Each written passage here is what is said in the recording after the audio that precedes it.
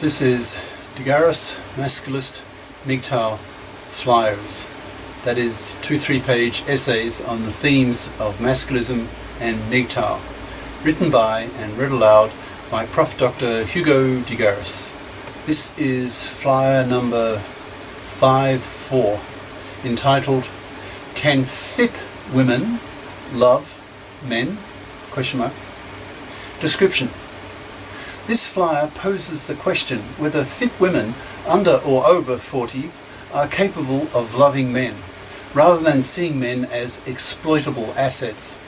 Second halver, that is older than 40, FIP women are probably more capable of truly loving a man than a first halver, that's less than 40, fluffie. Now for the flyer itself. Can FIP women love men? One of the basic assumptions of MGTOW doctrine is that, quote, women don't love men, but rather men's exploitability. This flyer asks a similar question concerning FIP, financially independent person, women. Given that FIP women do not need men's resources, are they more capable of loving men? And what about second halver, that is people over 40, FIP women? Can they love men even more because they are over their baby rabies and are FIP? I still have real question marks about the capacity of women to love men. From my own experience, I've been in situations where MGTOW ideas make sense, where they are applicable, and in other situations where I have my doubts. From a Darwinian evolutionary point of view, it makes perfect sense to me that women of a reproductive age look on men as exploitable assets to be dumped coldly and disloyally if the man loses his exploitability. So the core MGTOW ideas make good sense in my judgment. I can put myself in the shoes of my first wife. I'm now into my fourth, for example, and imagine how she must have felt. She was a half fluffie. She didn't study FIP majors at high school, so could only study fluffy crap majors, making her a fluffy crapper at university. She chose philosophy. I was a PhD student at the time, and her nursing degree did not impress me. 3 times I broke with her, but she held on tenaciously until I realized there was a monthly pattern to her periodic cow-like state that repelled me, which she lost once she got on the pill. We started a kid once she got her philosophy degree, and then I felt enslaved. I was supporting her to stay at home with her kid while I was working at a job that didn't satisfy me at all, just to get money to pay for the 3 of us. I had no time for me, and I felt my soul was dying. After 11 years in Europe, she gave me an ultimatum to return to Australia. Within 3 days of returning to Australia, where we both grew up, I realized I had made a major mistake, and then had to choose whether to leave her and the 2 kids or rot in anti-intellectual Australia. I decided to leave and return to my beloved Brussels, the most cosmopolitan city on the planet, capital of Europe, NATO headquarters, etc. I was a real masculist by that time, having thought hard about the traditional male role of being the sole breadwinner. That was in the early 80s. I expected my ex-wife to be a FIP and pay for the 2 kids, since she had taken them from me, in the sense that if I had not returned to Australia with her, she would have left with them. If she had been more FIP instead of her initial nursing diploma and her philosophy degree, and had been a doctor, then she had the intelligence for, but not the FIP mentality for. Then she could have coped easily with the 2 kids on her own MD money. Instead then, she fluffied on another man, her previous boyfriend, who was 15 years older than her and a surgeon with a high salary. She popped out 2 more kids with him to seal the bond she had with him, to keep him paying for her. I just walked out the door on her. I was not going to tolerate that some female dictated to me how and where I wanted to live. I was utterly fed up with my breadwinner role and wanted out. This woman has not contacted me in decades. She's so unfamous that I can't even get anything on her with the internet. So I use her as an example of what a fluffy woman must feel like if she loses her manslave and she has kids. She was thrust into the role of the sole breadwinner once I returned to Europe.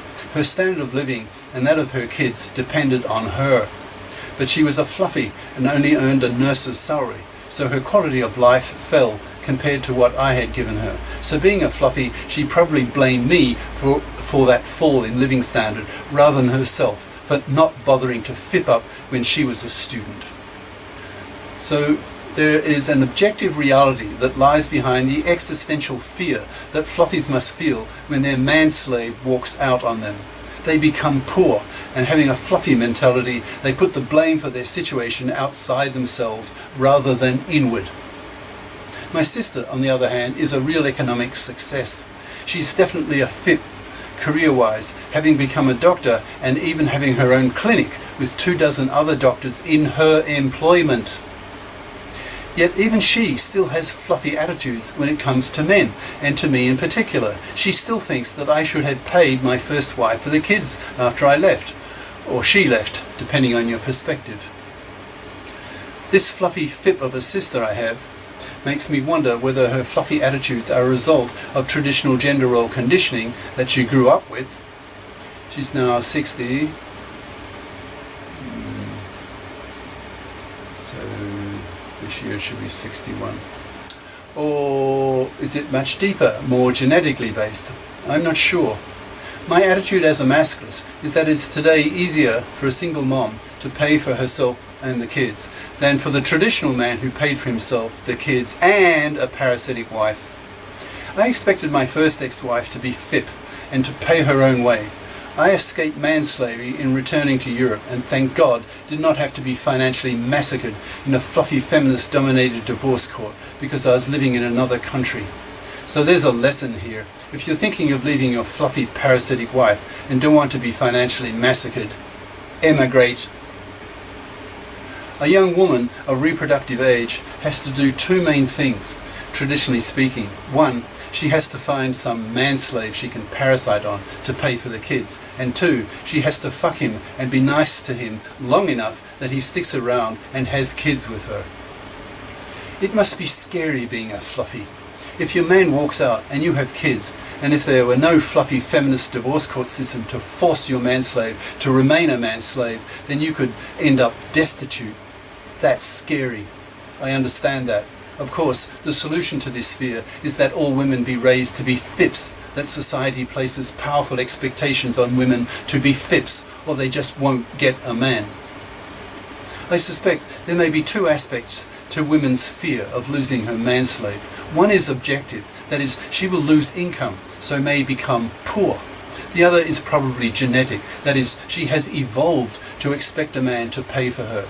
Just how much this is true is difficult to determine, so I would very much like to see a new branch of gender studies be created that tries to determine to what extent women's expectation that men pay for them is due to objective practical reasons or due to inherited genetic reasons based on 1 million years of evolution.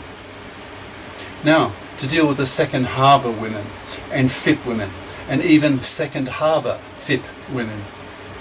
A FIP woman, by definition, is financially independent, so she should have less fear in losing her man.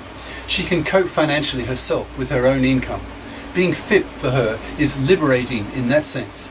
It's also liberating for men, who then become freed from the traditional manslavery role of paying for women. So are FIP women more capable of loving men rather than only men's exploitability? Question mark. This is an interesting question that needs to be studied scientifically by psychologists. From my own experience, I feel I have been truly loved by a second halver FIP woman. In my 5 years in the US, that's electronic, dated a string of women, nearly all of them incompatible, but they were the best of a poor crop. It's not easy finding women of comparable intelligence and performance level when you're a male PhD'd professor. The last woman I dated before leaving for China, I didn't like the religious lack of sophistication of colonial middle-class America, was a PhD and actually nice. She went out of her way to be nice, and I don't think she was acting. She had no baby rabies because she was post-menopausal and retired. She was obviously FIP, with her own house, car, and more than adequate income. She just wanted the companionship of a man and regular orgasms. One of my major criticisms of MGTOW is what might be called the MGTOW first halver bias. That is, most MGTOWs are first halvers, that is under 40 years of age, so are confronted with women in the baby rabies stage of life and hungry to have men who can help pay her to raise kids. Second halver women can no longer reproduce, and if they are FIPs, don't need a man for money. They want a man for companionship and orgasms. So can such women love men? I would say yes. When I left the US for China a decade ago, this woman was quite hurt. She said she had grown very attached to me. It was the best of my relationships I had in the US, a string of them. If I had stayed, I could have kept up that relationship for years. But since China was my 7th country, I had learned the lesson. If the main values of a culture piss you off, then migrate. I hated the religious middle-class mindlessness of the US after 2 decades in Europe and 1 decade in Japan. So I feel that MGTOW ideas are more applicable to first halver men and less so to second halver men. Women are far less parasitic in their second half of life. Their priorities shift. They want companionship and orgasms rather than a man's salary. MGTOW raises some interesting hypotheses about female nature, but the movement is so new that its scientific basis is still very shaky and needs to be tested. Cheers. Prof. Dr. Hugo de GARIS. Email profhugodegaris@yahoo.com. Website profhugodegaris.wordpress.com. YouTube channel name de GARIS, Masculist, MGTOW, Flyers. Ciao.